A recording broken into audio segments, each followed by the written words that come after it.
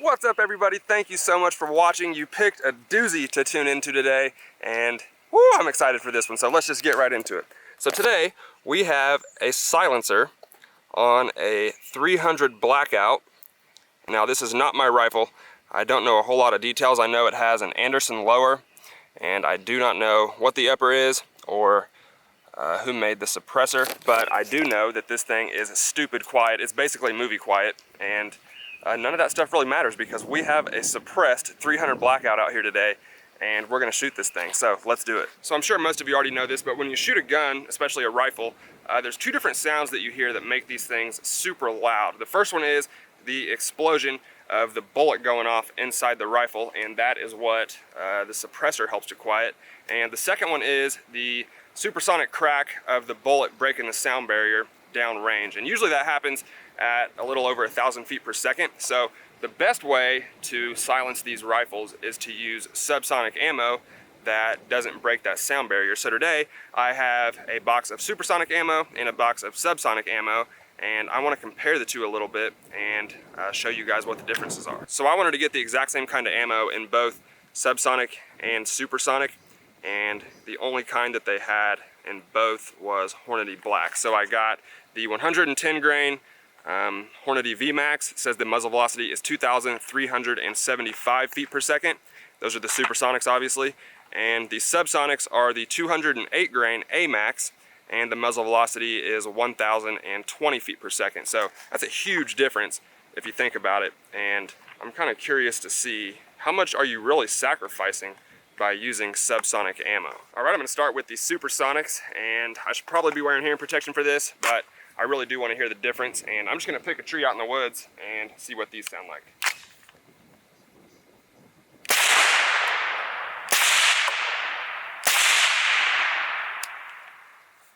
Those are loud.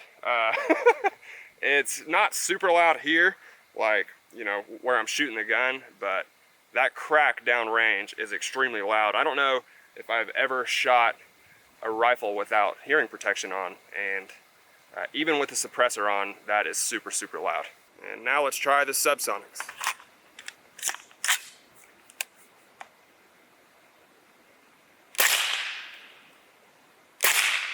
Oh my God, I hope that's coming through on the camera. That's crazy. I mean, I can hear the bullet hitting the tree more than I can hear it going off when I'm shooting it.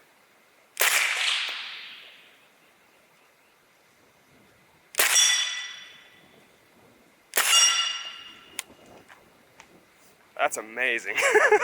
So now I'm walking out to about a hundo, and I'm gonna shoot one of these race fuel barrels over here and see if you guys can hear just how crazy quiet this thing is. I've shot subsonics out of this gun before with no hearing protection on, but I don't think that they were quite as quiet as these are.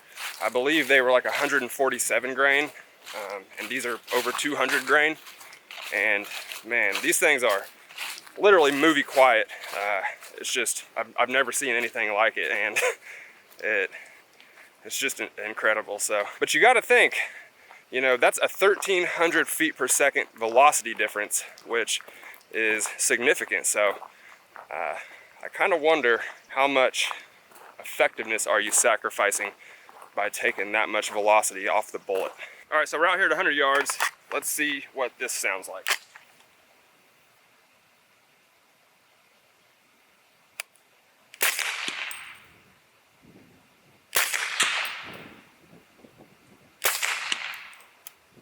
So I hope you can hear that. That is, I mean, that's the coolest thing I've ever seen, dude.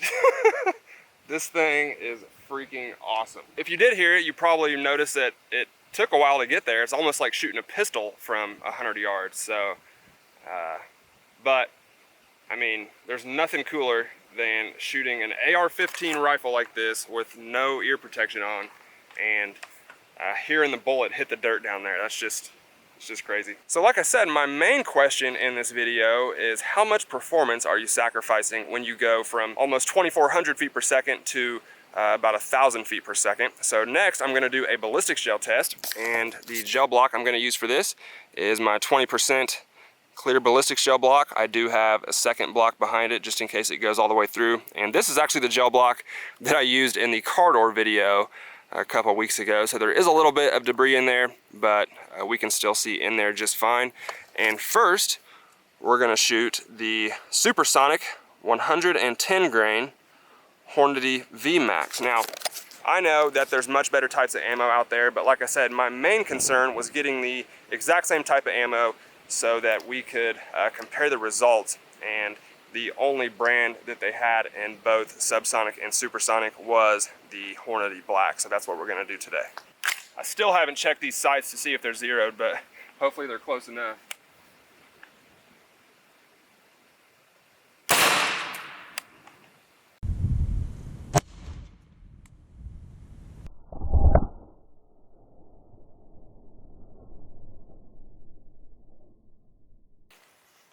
Ooh, that's kind of nasty actually. So our 110 grain VMAX went in right towards the middle of that gel block, and that's a super nasty wound cavity in there. I actually like the way that this performed a lot. You can see that pretty much halfway down the gel block, that is just a huge wound cavity with a bunch of bullet fragments in there, and actually super impressive.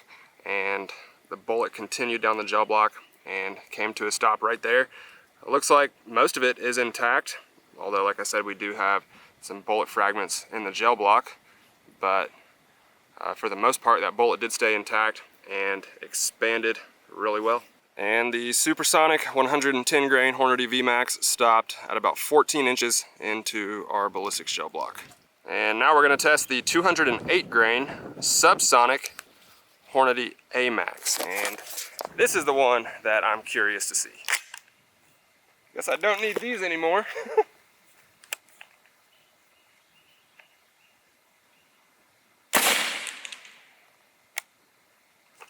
So that was absolutely crazy. I was trying to put it to the right of the first one that we shot, and it curved in the gel and flew out into the woods, and I just heard it pinballing around out there, bouncing off some trees. So let's try it again.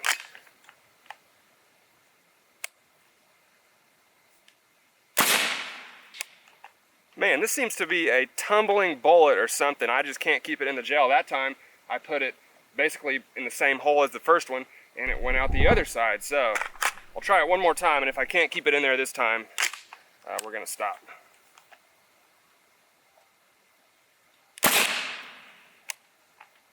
So that's 3 bullets, and all 3 of those did not stay in the ballistics gel. So, I don't know if you guys can see. It's so sunny out here that I can't really see the LCD screen on my camera, but 2 of those went probably 6 or 8 inches over here and then took a sharp right hand turn and exited our ballistics gel on the right hand side.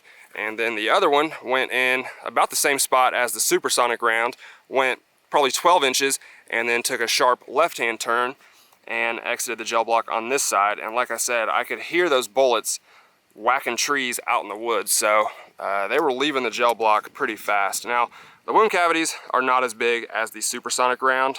That's just a crazy impressive wound cavity from that first one that we shot, but they are pretty big, and the way that they're performing is kind of impressive in its own way. So the 300 Blackout is a pretty long bullet, so I'm not sure if maybe that lower velocity is causing that long bullet to tumble or turn for some reason in the ballistics gel, but not really what I expected out of the Subsonic round, and couldn't keep it in the ballistics gel. Well, that's gonna do it for me today, guys. Thank you all for watching. I hope you enjoyed the video. I was really excited to make this one today because there's just nothing that's more fun than a suppressed 300 Blackout. Maybe a machine gun or something like that, but that thing puts a smile on my face every time I shoot it, and I really wanted to bring you guys out here with me today. Hopefully, I'll be able to pry this from my buddy more times down the road so that we can do more videos with it. So just let me know in the comments what else you would like to see with the 300, and I'll do my best to bring it back out here in the near future. But I hope that you guys enjoyed the video today, and I hope that you had as much fun as I did. If you did like this video, please give it a like for me, guys. I really appreciate it. Thank you all for watching, and I'll see you next time.